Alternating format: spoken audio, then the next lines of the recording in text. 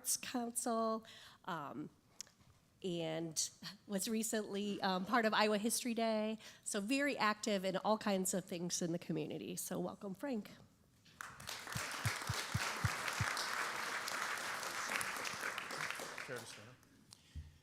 And I'm Jim Baker, and my guest today is Karen Kidrowski.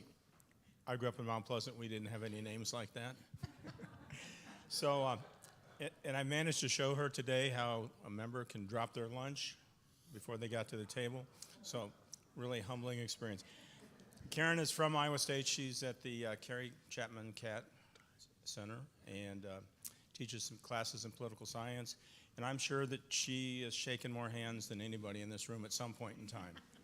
So welcome, Karen. Thank you.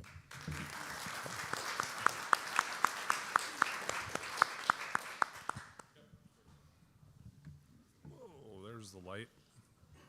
Okay, Diane.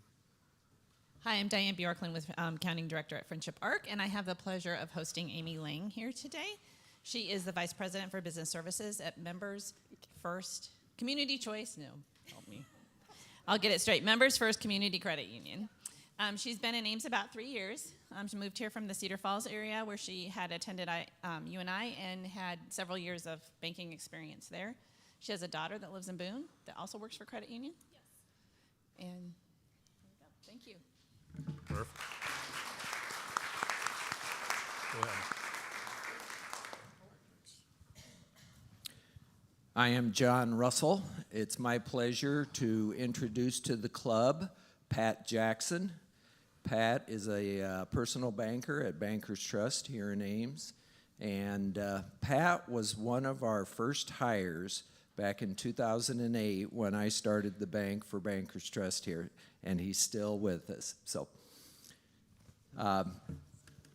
Pat and his wife, Jane, are lifelong residents of Ames. They have a son, Quinn, who works for Wellmark in Des Moines in the IT department. And Pat is the go-to guy at Bankers Trust. If you have a problem, Pat will get to the bottom of it. So please welcome Pat Jackson.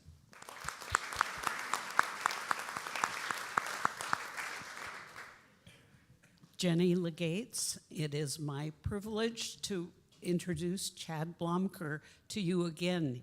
I have hosted him before, and he's been very interested in the club and come back. He is with New York Life, major career change since he'd spent his former career in construction, but he now lives in Ames, and welcome, Chad.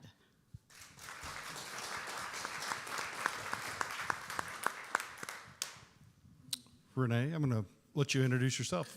Yeah, please. I came a couple weeks ago. My name is Renee Klaus. I'm with Hunziker and Associates Realtors, and I'm really excited to be part of this group. I'm going to get a couple more corporate people from us.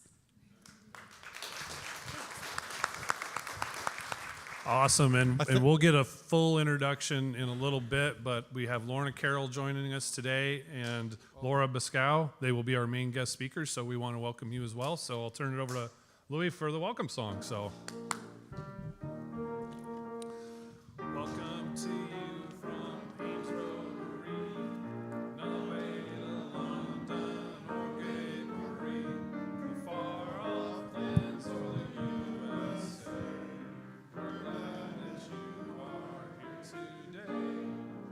Come back again whenever you're near. Join us and then we'll make it clear. Round the world you'll always be welcome at Rotary. Thank you, Louis. Thank you very much.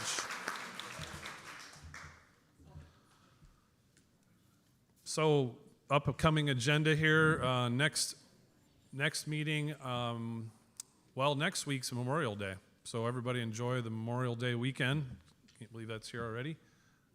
June 1st, we'll be back in person here at the Plex with Michael Ardent from Barilla, joining us to talk about Barilla. And then online on June 8th with Jan Easterly Redding with Make It Okay. So that'll be our next few weeks here. Please join us on June 1st and enjoy your Memorial Weekend. RILA is also still taking applications if you know anyone that's a freshman, sophomore, or junior for RILA. That has been extended to the end of the month, so you can get those applications in. If we can go to that slide. There we go. And then the next one is about the Miracle League. So not every, but on this coming May 30th will be the next 9 a.m. volunteer. And then June 6th, 13th, and 20th, those are at 10 a.m. So if you've signed up or want to sign up, please do so. It's a fun time. Miracle League. Just need buddies out there and actual coaches, so we can come out and coach. I think I'm going to take a pause right here and turn the mic over to Park. Park's got a couple minutes to present us with something.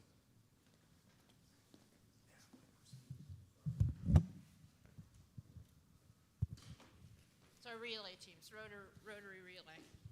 Yes, it is. Thank you. My name is Park Woodle. I am retired from real estate.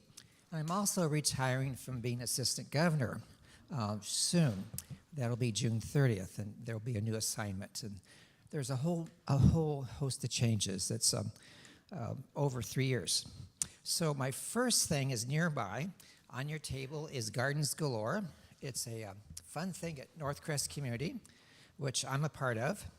And there'll be 3 musical acts during the morning.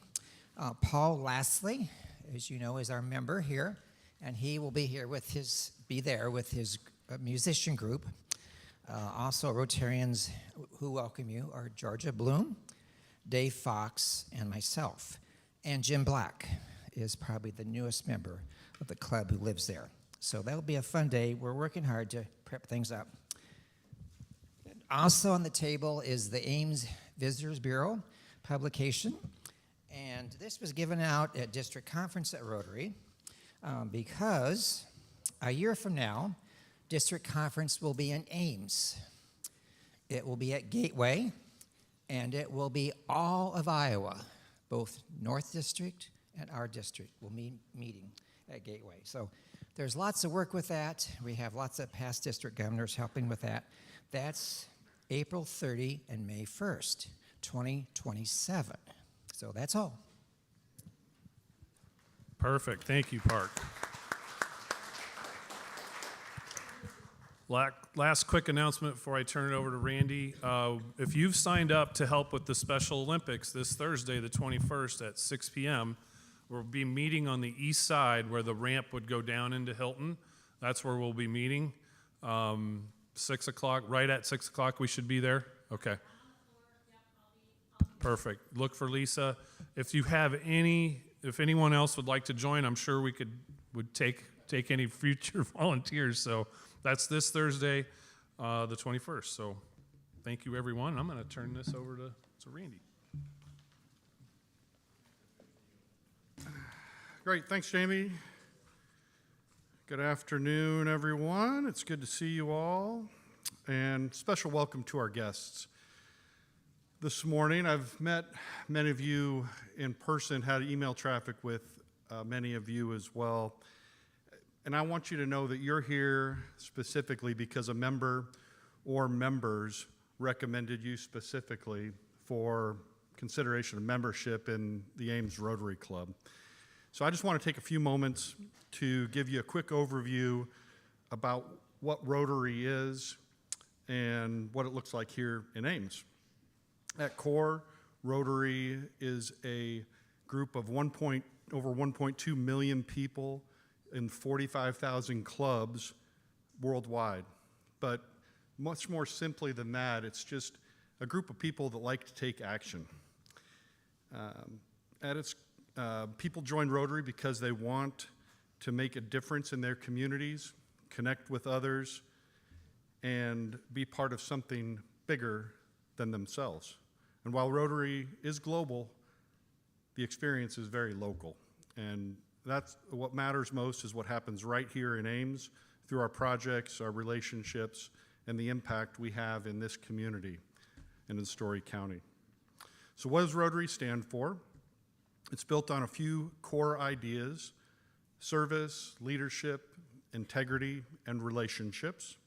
You'll often hear the phrase service above self, and that's really the guiding principle behind everything we do.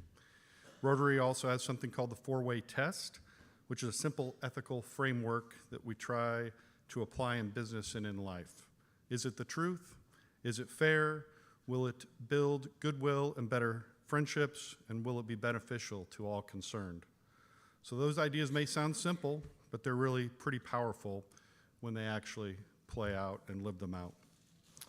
And one other thing that's important, Rotary is intentionally inclusive. It brings together people from different professions, backgrounds, and perspectives, and that diversity is part of what makes it work. So what does Rotary actually do? Well, at a high level, Rotary focuses on a handful of major areas like health, education, clean water, and economic development. Globally, Rotary has invested billions of dollars in projects that improve lives. One of the biggest examples is the effort to eradicate polio worldwide, and we're now over 99.9% of the way to that goal, which is one of the great public achievements of our time. But what's important to know is you don't have to go around the world to make a difference. Rotary gives you the opportunity to get involved locally, right here in Ames and Story County, while being connected to something global. So whether it's your interest is in hands-on service, supporting causes, or helping lead initiatives, there's a place for you within Rotary. What does it look like to become a member? Well, at the simplest, it's a lot like what you're experiencing today. Regular meetings, typically over lunch, with speakers and conversation. But that's really just an entry point. Membership also means opportunities to serve, to build relationships, and contribute your own skills and expertise. One of the unique things about Rotary is the mix of people. You'll meet individuals from all different professions and stages of life, and that really creates a valuable network. And importantly, it's flexible. You don't have to jump in at 100 miles an hour. You can be engaged at the level that fits your schedule and your interests. Over time, many members find that they naturally take on more involvement, whether it's in service projects or in leadership roles. And so if you're wondering what the next step is, it's pretty simple. Just start by getting to know some people at your table here today. If something sparks your interest, just know there are opportunities to get involved in projects, support initiatives, or develop leadership skills. And you're welcome to those. Rotary also has strong programs that support youth and future leaders, which is something many of our members are passionate about. But there's no pressure. The goal is simply to explore whether it might be a good fit for you. At the end of the day, Rotary tends to resonate with people who want to stay engaged in their community, build meaningful relationships, and make a positive impact. And if that sounds like you, we'd love to have you join us and be a part of Ames Rotary. Thanks for your time.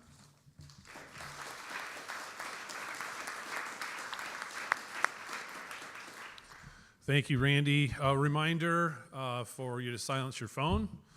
And at this point, I'm going to ask Tammy to come up to introduce our speakers.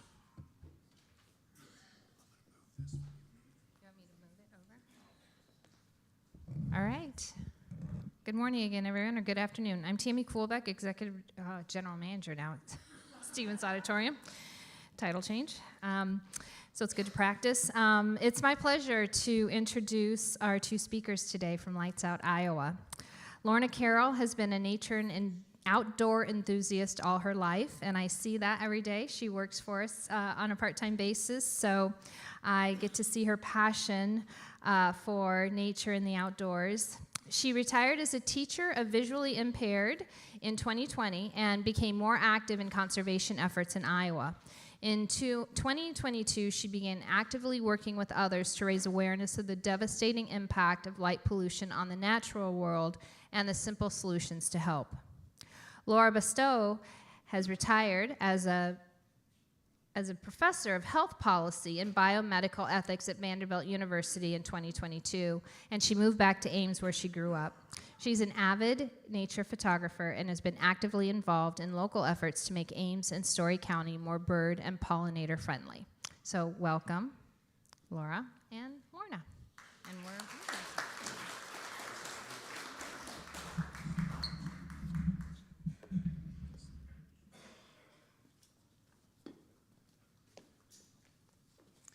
Thank you, Tammy. Thank you, Jamie. Thank you all for inviting us here today.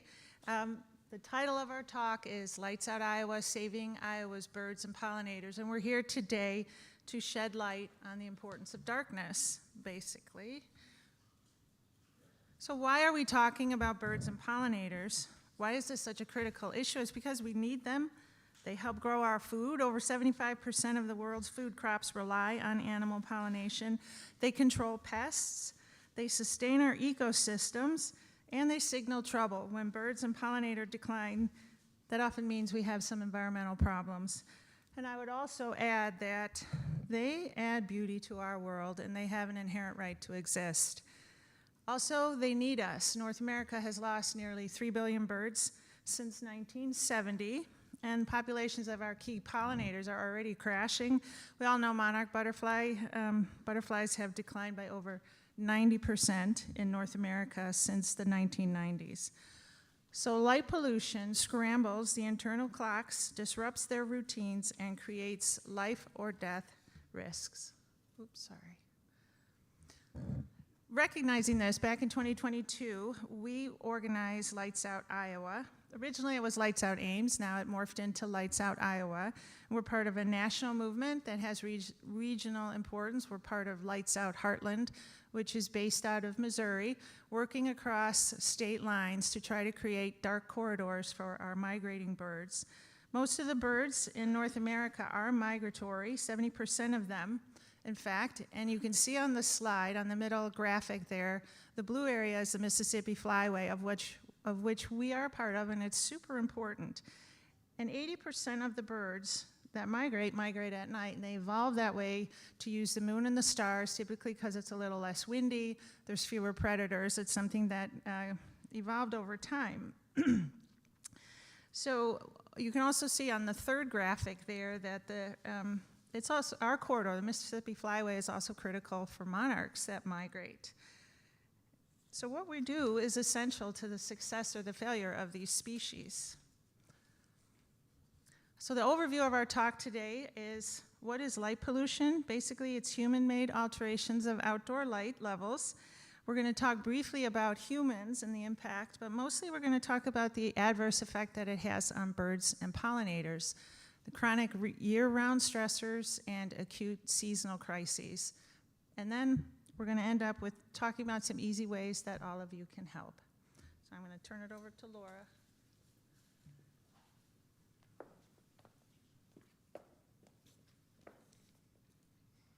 All right, hello everyone. As Lorna mentioned, we wanted to start by just talking a little bit more about what light pollution is. There's 4 main forms of light pollution, and I think if you take a look at the photos on this slide, you'll realize that you've probably experienced all of these different forms. The first one is light trespass. That's the idea of light falling where it's not wanted or needed. So think of a bright light shining into your bedroom window, that sort of thing. Sky glow is the phenomenon where we have so much light on the ground in our cities and towns that it actually creates a dome of light that hangs over inhabited areas and really obscures the sky. The third one is glare, and that is the idea of really excessive light coming into your eye kind of at a straight-on angle. So it makes it very hard to see and in fact creates kind of a safety risk as well. And finally, clutter. This is where we often in our cities and towns have bright, excessive, confusing sorts of groupings of lightings. As you can tell in that photo, it's kind of hard to even tell what's going on sometimes. Now, light pollution is widespread. It is thought that over 80% of the US population lives under light polluted skies, and sadly, it is increasing. Light pollution is thought to be increasing globally at about 10% every single year. The graphic up here is from a study published in 2001, where they show light pollution starting in the 1950s, going over to the 1970s, then the late 1990s, and then they projected ahead to what light pollution would look like in 2025. And in fact, they were very accurate. If you look at a light pollution map today, that's what the United States looks like. So you might be thinking, well, Iowa, we're rural, surely Iowa is dark. That is not the case. This is two graphics showing Iowa in 2002 and 2022. Just to orient you a little bit, there's Omaha over there in the middle, Des Moines, Davenport, so on. And both of these are on the same color scale. So anything from yellow over to orange, red means increasing amounts of brightness. Okay, so you can see, first of all, that Iowa is not dark, and in fact, we've gotten quite a lot brighter. That places that used to be that blue color have now moved into the green, brighter sort of light. And these sorts of maps actually underestimate the problem, and that's because as we switch to LED lighting, especially if we're choosing white or blue colored light, that really scatters in the atmosphere, and that is hard for satellites that they use to make these maps to pick up. So these are an underestimate. So just briefly, for us as humans, this is a pretty big problem. Around a third of outdoor light is thought to be wasted light. So of course that has a huge carbon footprint. So it's a major economic and environmental impact for us. It also has a very serious impact on our health, and that is because exposure to artificial light at night disrupts our circadian rhythm, our sort of body clock. And that disruption suppresses melatonin, which is a hormone that regulates things like sleep, metabolism, our immune systems, and so on. And so that disruption has been studied extensively. On the slide here is just a few of the papers that talk about the link between exposure to light at night and higher risk of things like obesity, diabetes, mood disorders, fertility problems, and even some kinds of cancer. Okay, so serious problems for us. But as Lorna described, today we are mostly focusing on our wonderful birds and pollinators, and so I wanted to talk with you a little bit about some of the chronic effects of light pollution, sort of the year-round stressors on birds and pollinators. The first one is that it scrambles their internal clock. Like us, they have a circadian rhythm and that suppresses melatonin or their equivalent body system, and that prevents them from getting a deep restorative sort of rest. And the result of that is sort of a type of physiological jet lag, if you can imagine, kind of constantly going around with your body clock off kilter. And that creates stress on their immune systems, making it difficult for birds like our wonderful cardinals to survive in our harsh winters. It also impairs their memory. So the bumblebee shown there is a rusty patch bumblebee, which is a federally endangered bumblebee. And exposure to light at night really scrambles their brains, and so they have difficulty foraging and getting that food back to the colony. The second chronic effect is disruption of daily routine. So starting with birds, light pollution makes birds think that it is daytime, basically. And they prolong their active hours, spending more time singing and foraging and doing things like that rather than resting. Probably many of you have experienced waking up in the middle of the night, hearing a bird singing. They're doing that because they think it's daytime. And so the result of that is they're burning through reserves that they need to actually, carry out their foraging and so on during legitimate daytime hours. Now, moving to the disruption of the daily routine of pollinators, Artificial light disrupts something that many insects have called a dorsal light response. That is something that an ancient response developed over the millennia that insects have, where they turn their back to the brightest source of light in the sky. Historically, that has been the sky, the moon and the stars. And that response turns out to be very clever. It helps them keep oriented in space. They always know which way is up, helps them navigate, and so on. But now we humans have come along with artificial light, and that response now is what explains when you see insects circling a light at night. They are not attracted to light, they're actually trapped there. They've done studies where they have used motion capture cameras and infrared lighting and things like that to find out what insects are doing when they circle a light at night. And they see that when an insect flies underneath a light, they keep their back to that light and they circle. When they fly next to a light, they actually see them tip up to turn their back to that light. And if they fly over the top of an unshielded light, they actually flip upside down to keep their back to that light. So again, it's nothing to do with being attracted to light. It's a bad thing that's happening. They're exhausting themselves, and they're certainly not gathering food for themselves, and they're not pollinating our plants while they're busy doing that. And finally, the third chronic effect is on safety and survival. Starting with birds, a lot of our birds have coloring that camouflages them at night so that they can rest and be safe from predators and so on. But artificial light ruins their camouflage, lights them up, and this is especially problematic for our grassland birds here in Iowa, like the common nighthawk, meadowlarks, various sorts of sparrows, nest on the ground.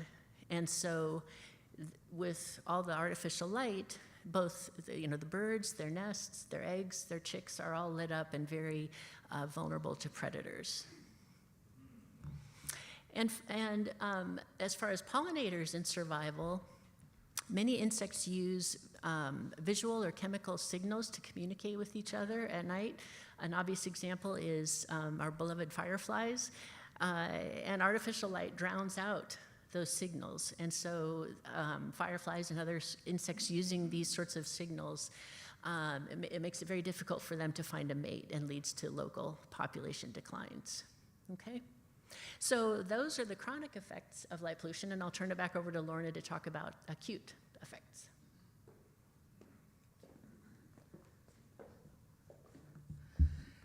So starting about the acute effects, this photograph here is of the McCormick Place in Chicago, which is on Lake Michigan. You can see the design, you can see a lot of glass, it's all lit up. I'll talk about the impact that building design has a little bit later on.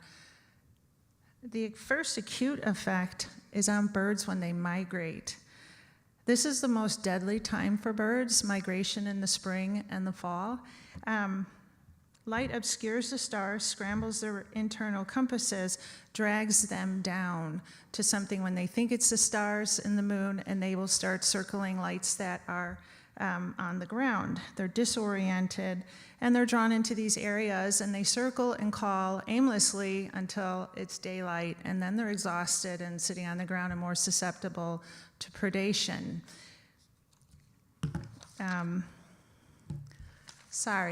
It also affects our pollinators that migrate. Thinking again about the monarch butterflies, the artificial light mimics the sun, and it triggers activity when they're supposed to be resting, and it disrupts their internal clocks as well. They're depleting their energy. Diurnal pollinators, and those are our daytime pollinators, are tricked into flying at night because, again, if the area is lit up, they think it's daytime, and they keep working and flying around, exhausting themselves. And this is the energy that they need for their long migrations. I mean, we saw on that first slide or earlier on, some of them are going down, they're going down to Mexico. They can't afford to be flying around at the wrong time. It also impacts their ability to navigate. So without those periods of darkness to reset their internal clocks, they can't accurately use the sun to stay on course. Now, direct lethal effects that light pollution has on birds. This first photograph there is of just some of the birds that collided into the McCormick Place in October of 2023. In one night, almost 1,000 birds died, and that was because it was sort of a perfect storm of weather and the timing and the jet streams. The birds were waiting, and then they all came down, and the McCormick Place was having an event that night, and all these birds collided into the windows. 30% of those birds were warblers, and they were the highest affected of it all.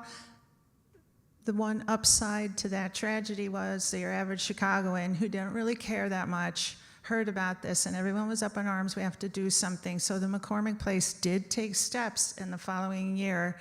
There was a 95% reduction in collisions. And what they did was to wrap the building in the feather-friendly glass, the dots, the stickers, and we'll show those at the end. But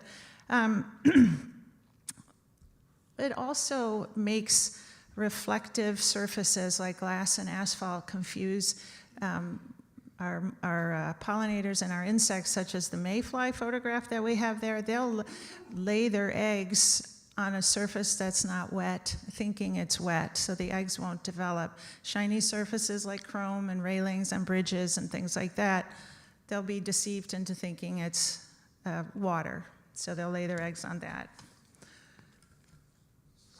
We also have life cycle challenges, birds and pollinators.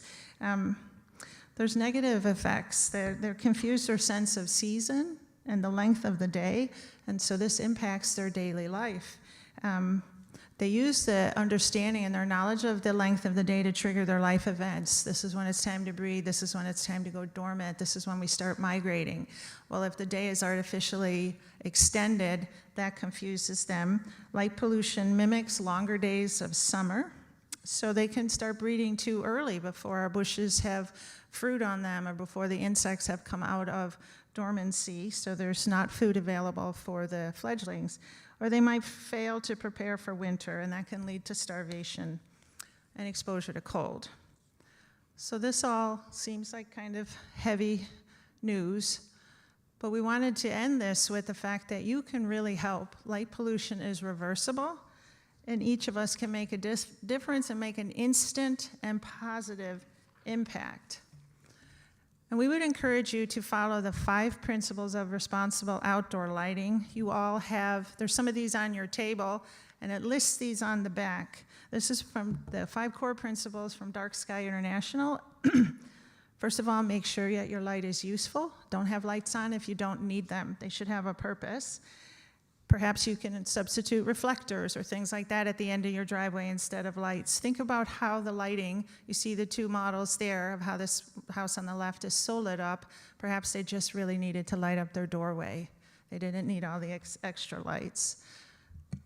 Responsible lighting is also targeted. Direct that light where it's needed and only where it's needed. You can see the graphic there that shows the ones that are not shielded on the left. It's contributing to the sky dome, the lighting that's just going up into the atmosphere. Use shielding. You can get them online. You can even get some of those at Menards and aim that light so it doesn't spill where it's not needed. The third principle is responsible lighting is low level. It shouldn't be any brighter than you need it to be. We have a lot of LED lights out there, headlights, everything that are really, really bright and are really powerful. Not always necessary. Dark Sky International and experts recommend that you use lights that are less than 1,000 lumens for outdoor fixtures. I put some that were actually 400 lumens on my outdoor lights by the garage and the doors, and quite appropriate. Very easily lights up the whole area, so we don't need them to be so bright. And also think about surface conditions. Some of them will reflect more up into the sky than you think. When we think about car dealerships and the lights may be shielded and pointing down, but they're bouncing off these shiny new cars, and so it's going right back up into the sky. And then think about controlling your light. Only use it when you need it. I grew up, turn off the light when you leave the room. Don't leave lights on where they're not needed. You can install timers and dimmers. And if you need security lighting, use motion sensors. And also, even if privacy is not an issue, close your curtains and your blinds at night if your lights are on inside, because that prevents the light from spilling out into the dark. And then finally, this last principle, which is probably most important for biology, use warm colored lights wherever possible. And if you look at that graphic, you can see that the amber colored lights, the incandescent, the old-fashioned bulbs that we used to use, and I actually have I don't know if you want to hold that up. I just got those at Menards for my outdoor lights, and they work just fine. The LEDs with 2700 kelvins or less are less disruptive to wildlife because it doesn't confuse them and it doesn't mimic daytime. So there's also, I know you guys probably, some of you have to get going here, but there's a lot of other ways to help birds as well after you've addressed your lighting. There's many ways. There's patterns and etchings that you can put on bird-safe glass on your windows. You can see the feather-friendly dots on the left side there, and the library is actually going to be getting some of those here in the near future, so that's super exciting. The window in the middle, that's a commercially available product. The etching is built into it. And the one on the right there was at Rose Sanctuary down in Nebraska at the Sandhill Crane. They had these vinyl you can see from the inside. You can look out just fine, but the birds were not drawn to the glass and they weren't colliding with it. And then there's two pictures on the left side there, sorry, here. That's at Central Campus down in Pella. The middle one with the corner windows, that was a very, very deadly area for birds, and so the biology professor and the art professor got together. They had a contest. The students designed these vinyl overlays, and they put them on the window, and it instantly reduced collisions. And it was so successful and so much positive feedback that then they did the second most deadly building, which was this atrium there, and they did another one. So then we all know, probably most of us know where Wild Birds Unlimited is. You can see he's got those beautiful vinyl pictures on the windows. You can see out just fine, but the birds are not able to see through the glass, and it avoids collisions. And then there's also oil-based pens that you can get. You can create your own artwork and get your kids or your grandkids involved. And we'd also encourage you to support dark sky-friendly policies. The two pictures on the left down there are the World Trade Center, the memorial, and it's two big beams of light. And if you see the second photo, those specks are all birds. These birds, it's on the Atlantic flyway, so the birds were getting caught, basically, flying and flying around these beams of light and confused, and they couldn't move on. So New York City's Audubon Society and city officials and volunteers all got together, and every 20 minutes during bird migration, somebody turns off those lights, and it releases the birds so they can carry on, and then they turn it back on and start the process over. The St. Louis Arch up there, they turn off all the lights during migration months, and it also raises awareness for people who are, why are the lights off? Well, this is why, and it helps to spread the message. And then something that's really exciting that's just come up, the red photograph down on the bottom right, Denmark has started using red lighting or orange red lighting in certain areas that are considered critical wildlife habitat. So the street lights, all the pedestrian lights are red because that does not interfere with the bats and the owls and the insects' ability to navigate around at night. So we can be creative, we can be effective. There's a lot of things that we all can do, and I would encourage you to think about what you can do, because this is the final slide, a brighter future starts with a darker night, and these small changes really do add up. They make an instant and positive difference. Just turning off your yard light or turning off all your exterior lights. So encourage you all, think about what you're going to do to help to save Iowa's night and the creatures who depend on it. So thank you so much for your attention.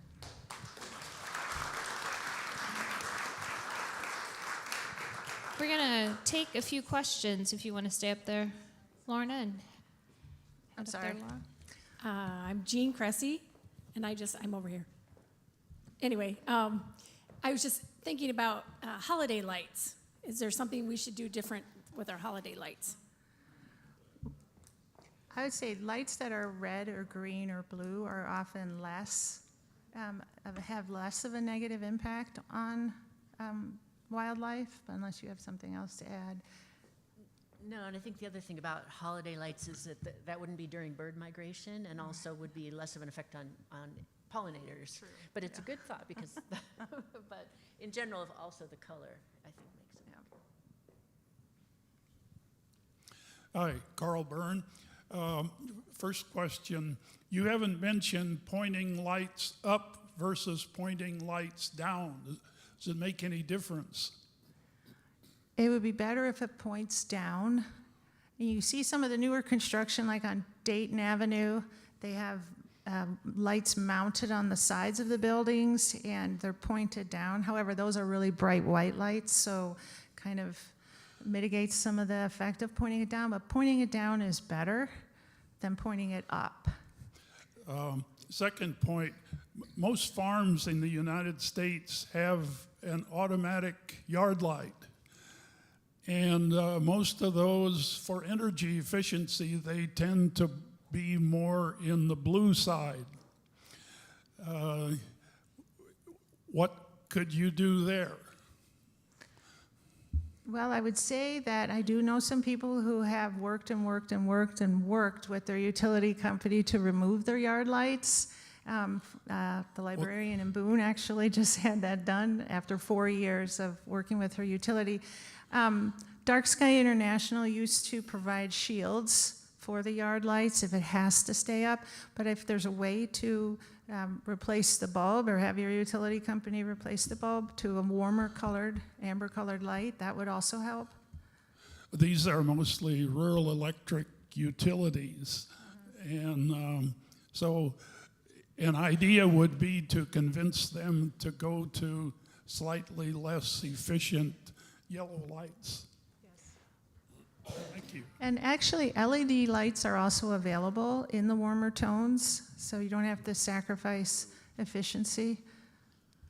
In terms of city codes, where is Ames in terms of, kind of lighting standards and road, bicycle trails and walking paths and all that? What was the question? So the question was, what's the city of Ames doing? So the city of Ames has a lighting ordinance, and actually it's got a lot of good things to it. And I think the areas where it could be improved is that it doesn't say anything about the color of light, and as Lorna really emphasized, that's a big thing that could make a difference. Ames also has a higher, what would you say, allowance for the brightness of the light than Dark Sky International recommends. And finally, Ames doesn't say anything about motion sensors, and I think that's a big one. Depending on the circumstances, there are studies that show that motion sensor lights can be safer than a light that's on all the time. And so I think those are areas that could maybe be improved a little bit as far as Ames ordinance sort of things. Yeah. I think he also asked about trails too, and I forgot to repeat that. If you know if they're lighting trails any differently or. Yeah, I don't think trails. Like having a light on them? Yeah. We didn't hear the complete question, sorry. Standards of roads and trails, what does Ames have the right set of standards as they keep trying to develop more walking paths and bicycle trails? Yeah, I don't know if we have a lot of standards for the paths, for the walking trails here or not. Quick question, Louis Bennett. For existing windows, are there any reasonably priced applications, sprays, et cetera, the applications that can be put on existing windows on the outside to prevent problems with birds? Like the film for the windows, you mean? Yeah, it does. What kind of materials are there out there that are cost effective for homeowners? So the film that you see, like if you've been out to McFarland at the Conservation Center, they have the dots, and there's film with various patterns that you can get that allows basically the birds can see the pattern. Without the pattern, all they see is a reflection, likely of sky or trees, and they don't realize there's a window there. So there's a lot of different products with that's a film that you can apply to your window. There's other sorts of products, and we can give you a website that actually lists all the products. There's things like to get strings that hang down that, that birds can see, decals. There's just various ways that the main problem is that birds can't see the glass. And they're seeing what's reflected in the glass and think they can fly through. So anything that you can put on there that they can see makes a huge difference.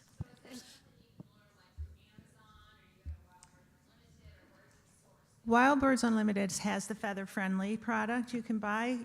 I would say too, we all know that maybe one window or one patio door or something is the problem door. If you have the birds always hit that side of the house, or the birds. So start with that. And you can experiment. Try the Wild Birds Unlimited. They sell them in rolls for smaller windows, but I actually have a downstairs window where nobody sees it except the birds. I have shoelaces hanging down, just long shoelaces, just trying out different things on different windows. But yeah. Charles Knicker. I'm just more a beautiful presentation. I think the question is for state and federal level, who, pun intended, they might say this is for the birds. Seriously, no.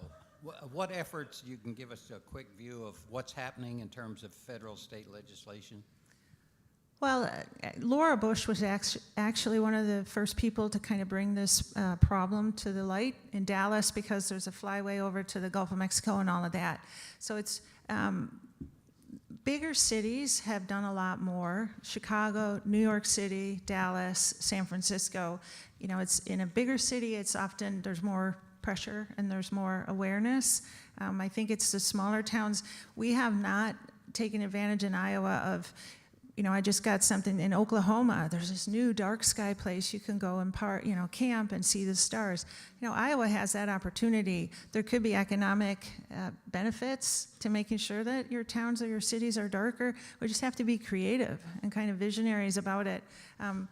For us, why we moved to Lights Out Iowa as opposed to Ames, there's no point in Ames being dark if Ankeny's not and Des Moines is not, and going on. So we really do have to start really pressuring people and raising awareness. I think most people just don't know that this is such a big problem. Well, and I'd like to emphasize, even if it was for the birds, as Lorna talked about very early in our talk, we need birds. We need birds and pollinators. They're beautiful and have intrinsic value in and of themselves, but they pollinate our food, they eat insects, they're part of a whole food web that we all rely on, and these populations are just declining so precipitously. This is something that we need to do for our own environment, is help the birds and pollinators. Fantastic. Wonderful presentation. Yes. Thank you very much. Thank you, Laura. Thank you, Lorna. Appreciate that very much. I want to move over here to the center again. Yes, wonderful presentation. Thank you. I do have a book for each of you to sign here in a little bit. This will be given to, we do raising readers, and we'll have this given to a 2-year-old, their checkup. So I'll have you sign this here in a little bit. So thank you again. Round of applause again for both of them. Thank you. With that, we will stand and do our 4-way test, and I'll wish you luck for this week. Of the things we think, say, or do, is it the truth? Is it fair to all concerned? Will it build goodwill and better friendships? And will it be beneficial to all concerned?